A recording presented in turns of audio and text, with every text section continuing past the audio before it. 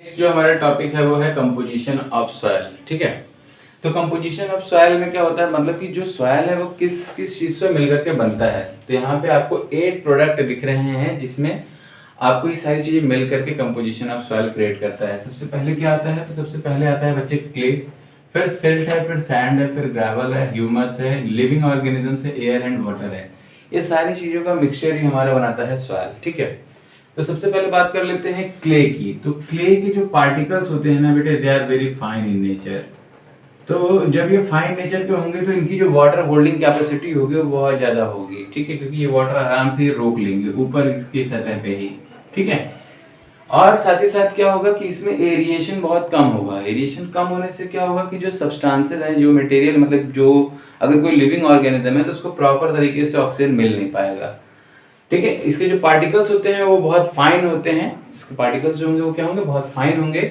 और साथ ही साथ क्या करेगा, तो इसमें जो होता है वाटर होल्डिंग कैपेसिटी क्या हो जाएगी, बहुत ऊपर लेवल पे ज्यादा होगी, नीचे लेवल पे कम होगी। ठीक है, सेकंड नंबर पे आता है सिल्ट। सिल्ट जो होता है वो एक तरीके से कह लो कि आपके क्ले और सैंड का मिक्सचर है। ठीक है, क्यों? क्योंकि इसमें जो पार्टिकल्स ऑफ मटेरियल है वो समथिंग क्या होगा, बड़ा होगा। और जब मटेरियल बड़ा होगा तो इसका में क्या होगा, पर्कुलेशन रेट बहुत अच्छा होगा। पर्कुलेशन रेट क्या होता है आपको अभी हम नेक्स्ट पार्ट में बताएंगे। ठीक है, इसमें क्या होता है, मतलब वाटर होल्डिंग कैपेसिटी हम कह सकते हैं कि बहुत अच्छी होगी। और वाटर होल्डिंग कैपेसिटी अच्छी होने से क्या होगा, वाटर एब्जॉर्प्शन अच्छा होगा। ठीक है, और वाटर एब्जॉर्प्शन अच्छा होगा तो इसका मतलब कि इसके अंदर जो होगा प्लांटेशन बहुत अच्छा होगा, प्लांट बहुत अच्छा ग्रो करेगा, क्रॉप्स बहुत अच्छे ग्रो करेंगे। ठीक है, नेक्स्ट हमारा आता है सैंड। सैंड जो होता है इसके पार्टिकल्स काफी बड़े बड़े होते हैं। ठीक है, as compare to clay and silt के, जिसके कारण क्या होता है कि इसकी वाटर होल्डिंग कैपेसिटी बहुत कम होती है, क्योंकि पूरा पूरा वाटर कहाँ आ जाएगा, नीचे की तरफ आ जाएगा। ठीक है, और नीचे की तरफ आ जाएगा तो इसकी होल्डिंग कैपेसिटी कम हो जाएगी। इसमें क्या होते हैं कि ये बहुत ही बेकार तरीके का सॉइल का पार्ट कहलाता है। क्यों? क्योंकि इसमें ग्रोथ या वेजिटेशन बहुत कम होता है, देखने को मिलता है। ठीक है, और ये फर्टाइल सॉइल में भी काउंट नहीं किया जाता है। इसके बाद आ जाए नेक्स्ट हमारा जो है वो है ग्रेवल। ग्रेवल मतलब a small lumps of stone, छोटे छोटे पीसेस होते हैं स्टोन्स के, जिसको हम ग्रेवल्स का नाम देते हैं बेटे। और ये ग्रेवल क्या करते हैं, ये ग्रेवल्स जो होते हैं इसमें भी वाटर होल्डिंग कैपेसिटी नहीं होती है, क्योंकि वाटर तुरंत एब्जॉर्ब करता है, क्योंकि इसमें गैप होगा ना, क्योंकि स्टोन्स एक साइज के नहीं होते हैं, डिफरेंट डिफरेंट साइज के होंगे। तो गैप ज्यादा होने से क्या वाटर तो एंटर करेगा but could not be going to stop, so they will be go downside, automatic हो जाएगा, नीचे की तरफ बैठ जाएगा। ठीक है, तो ये मेजर 4 पार्ट हैं जो हमारे कंपोनेंट ऑफ सॉइल बनाते हैं ग्रेवल्स तक। इसके बाद हम बात कर ले ह्यूमस की। तो ह्यूमस आपको पता है कि that could be created by the dead plants as well as the animal. ये क्या होता है, तो जो सॉइल होता है उसके अपर लेयर पे पाया जाता है और ये न्यूट्रिएंट और मॉइस्चर को मेंटेन भी करता है। इसके बाद और बात कर लें तो जो सॉइल का कंपोजिशन है इसमें आपको देखने को मिलता है लिविंग ऑर्गेनिज्म, क्योंकि आपको पता है कि बहुत सारे ऐसे लिविंग ऑर्गेनिजम्स होते हैं जो सॉइल के अंदर होते हैं और अपनी लाइफ को आराम से इजीली एक्सपेंड करते हैं। लाइक एग्जांपल में फ्रॉग ले लो, अर्थवर्म ले लो, बहुत सारे हैं। ठीक है, इसके बाद आपके सॉइल में एयर होता है, तभी जो है वाटर अंदर पेनिट्रेट करता है और वहां पे रेस्पिरेशन इजीली करता है और अपने आप को सर्वाइव रखता है।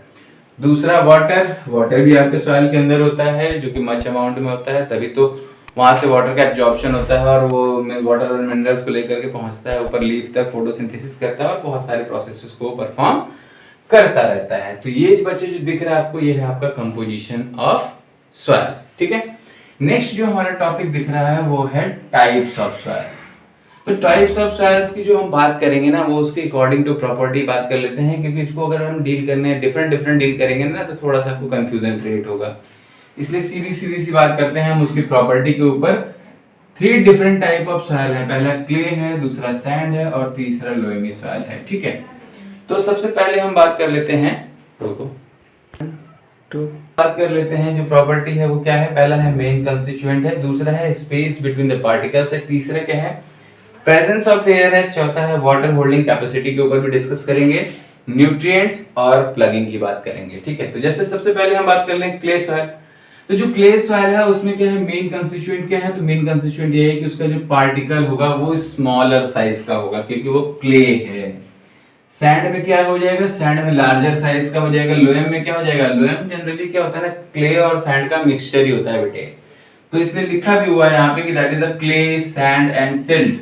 That is present in a right proportion. ये सारी चीजें एक राइट प्रोपोर्शन में होती हैं तो वो क्या बनाती हैं, लोएमी सॉइल बनाती हैं, जो आपके इंडिया का है।